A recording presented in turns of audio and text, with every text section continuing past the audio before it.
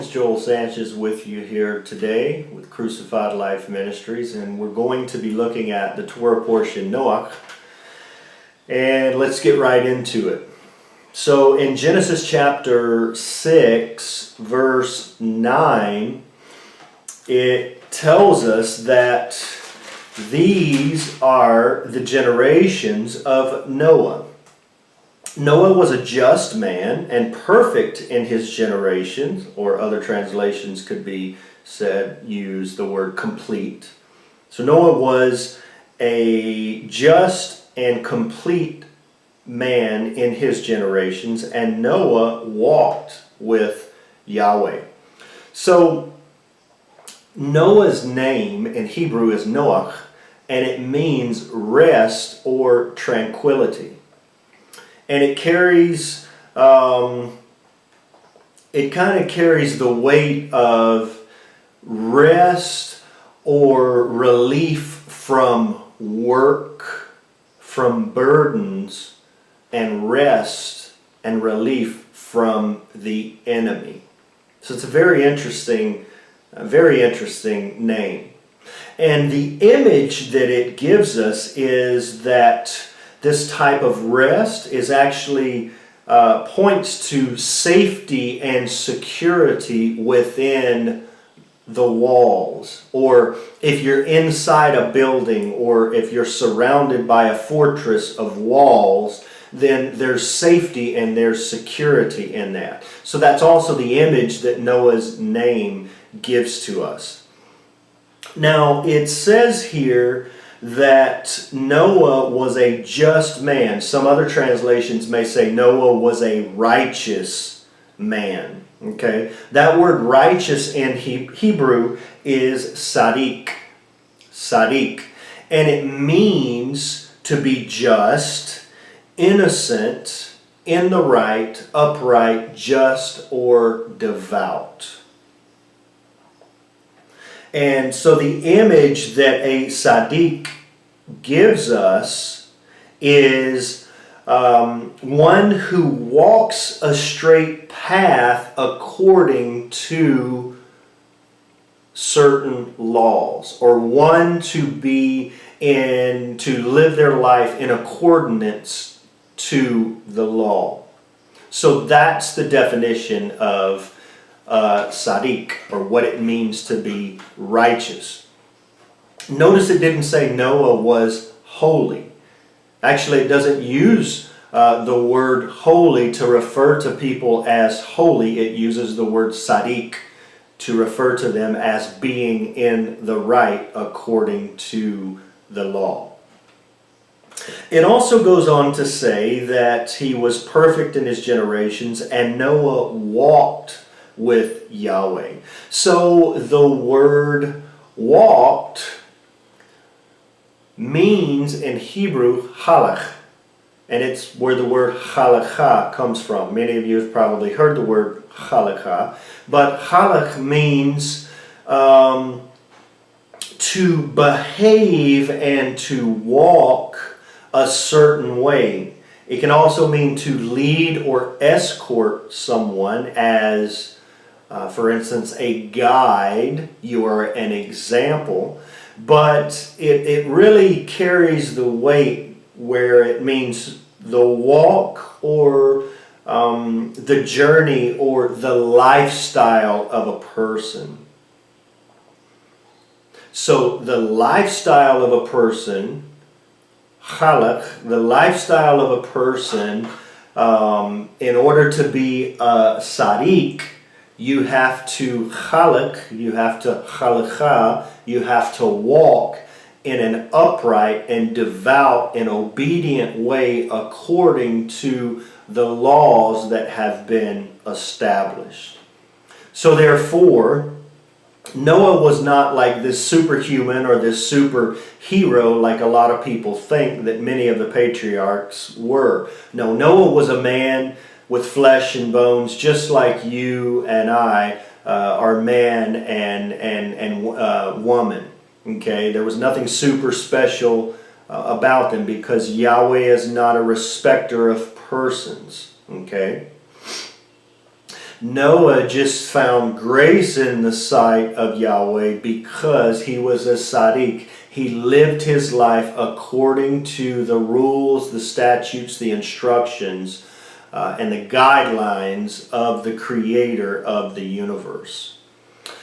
So it goes on to say in verse 11 in chapter 6 of Genesis that the earth also was corrupt before Yahweh, and the earth was filled with violence. Two interesting words there, corrupt and violence. Corrupt means sakoth, and violence means hamas. And the word corrupt, sakoth, means to ruin, to destroy, to weaken, to waste, useless, decadence, annihilate, to behave corruptly or cause trouble. It also means no longer having a purpose. So remember we talked about in Genesis that justice and righteousness of Yahweh in the beginning in creation was actually to bring purpose to the chaos, to bring purpose to the confusion. And here we see just, I say a short period, who knows how long it was.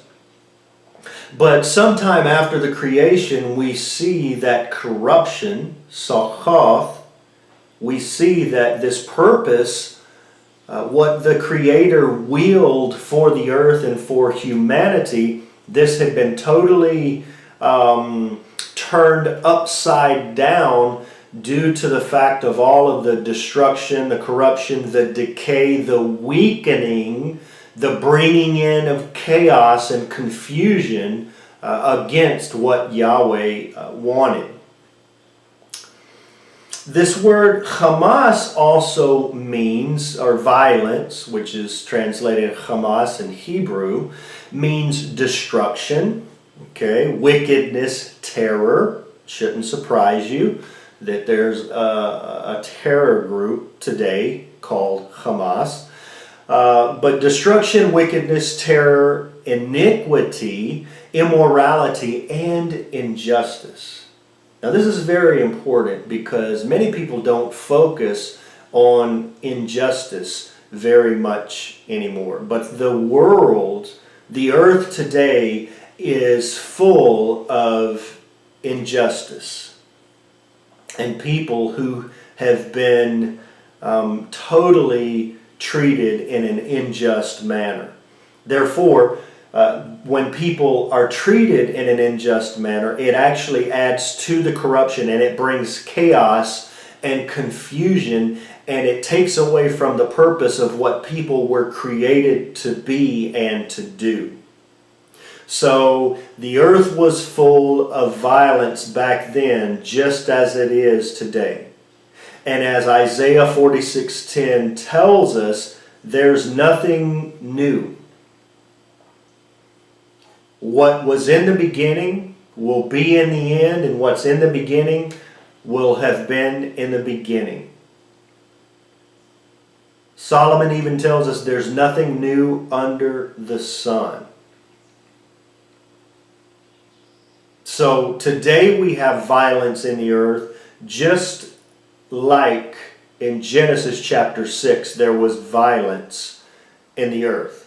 Basically, the earth was full of injustice. There were people treating other people wrong. There were people violently, physically harming, abusing, violating the rights of their neighbors, their brothers, their sisters, their family members, the strangers, the foreigners. Now, what I want to focus on the rest of this time is not just Noah, but how Yahweh fulfills all of His promises. He is the Almighty that we've already looked at in Bereshit, in the first Torah portion. He is the Almighty. There is no other God more powerful than Him. He is the creator of the heavens and the universe. But what makes Him so special is He is the God who administers and rules and reigns from the throne of justice and righteousness. And this is why he fulfills his promises. This is why he knows the end from the beginning, and he knows from the beginning the end. There is no other God in the ancient Near East, or no other pagan gods who are able to tell the future or are able to predict the future and to tell the end from the beginning. This is one of the aspects that sets our God apart from all of the other pagan gods. He is the Almighty. And in him there is no partiality. He doesn't treat people unjustly. He treats people with equity and with equality. In other words, everyone is equal, whether you're rich, poor, a widow, an orphan. You have the same status level. You're his child, and he loves you just as much as he loves anyone else out there in the world. He is, if you will, an equal opportunity employer. He treats everyone with equity because he's about equality for all people. Not how the governments, not how politicians today use their dog and pony show about social justice and equality and all of that. That's a joke. That's false, and it's just for political propaganda that they use these things in order to promote their agenda and to get reelected and to stay in office and to keep the natives or the subjects at ease and under their thumbs. So Noah actually demonstrates that a person can be a Sadiq, can be a righteous person, can be complete, can be perfect in his generation or in our generation, okay? Actually, a person can be a Sadiq, can be righteous no matter how corrupt or violent the generation that person lives in becomes. So if Noah did this, if he walked as a Sadiq in his generation, then what is your excuse? What is my excuse as to why I can't walk, why you can't walk set apart from society, set apart from the corruption, set apart from the violence? What's our excuse? If Noah could do it in his generation, we can do it in our generation. Because Yahweh is no respecter of persons. He's not impartial. He doesn't show greater kindness or mercy to one person than he does the other person. He doesn't have favorites, in other words. So if Noah could do it, and if Noah wasn't a superhero or a superhuman like everyone thinks, then if he could do it, and he was a man or just like you and I, then what is our excuse? Why aren't we doing it?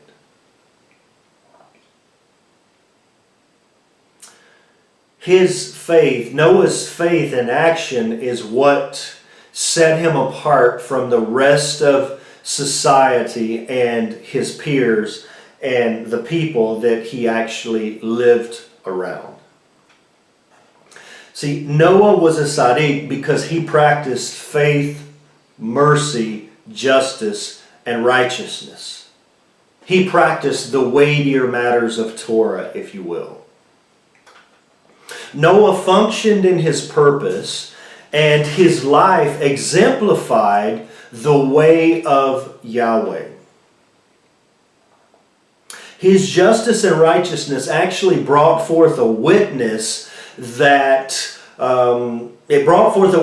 against the injustices and the iniquities that were happening during his generation.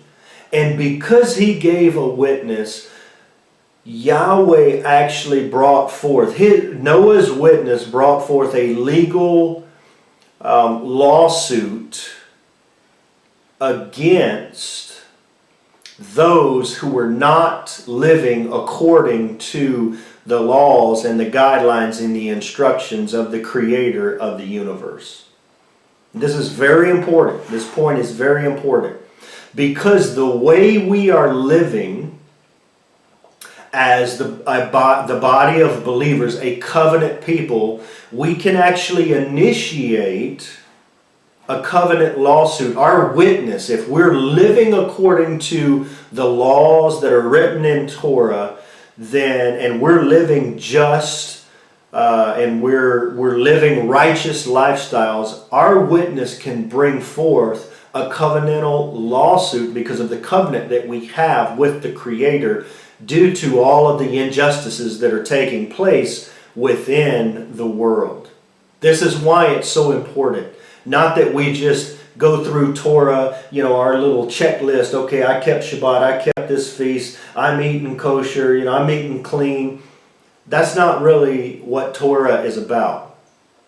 Torah is about being a light to the nations, doing acts of justice and righteousness. It's about doing the weightier matters of Torah, which is faith, mercy, justice, righteousness, taking care of the widows, taking care of orphans, taking care of the poor, loving our brother as we love ourselves, loving our neighbor as we love ourselves, and loving Yahweh with all of our hearts, all of our soul, all of our strength. So Noah's justice and righteousness was the witness that caused Yahweh to clean the earth with the flood. So when we do acts of justice and righteousness, we actually are, it doesn't make us special. What it does is actually Yahweh uses us to teach, and our acts of justice and righteousness to teach others about the way of our God, the Creator of the universe, the Almighty. And keeping the way of Yahweh begins with faith. It doesn't begin with, okay, I kept this commandment, I'm keeping these 300 commandments, I kept this one perfect, exactly how, the Orthodox say to keep it, or exactly how my rabbi says to keep it, or my leader of my Messianic community says to keep it. No. Keeping the way of Yahweh begins with faith. And that faith leads to action that's based on purpose, and that purpose is focused on eternity. And when we have a faith that is acted out, and then we begin to function in our purpose by doing acts of justice and righteousness, it begins to bring about the purposes of eternity, and it begins to bring about the full and complete plan of Yahweh in the earth.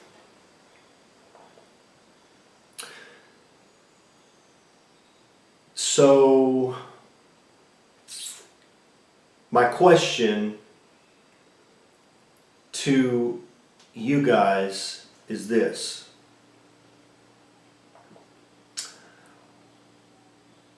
Are we repairing the violence and the corruption in our generation through our acts of justice and righteousness? Or with our divisions, with our chaos, with our fighting, with our debates, with our competition amongst one another and against one another, are we actually adding to the corruption and violence in the earth? That's something to ponder. And until next time, blessings and shalom. I'm Joel Sanchez with Crucified Life Ministries.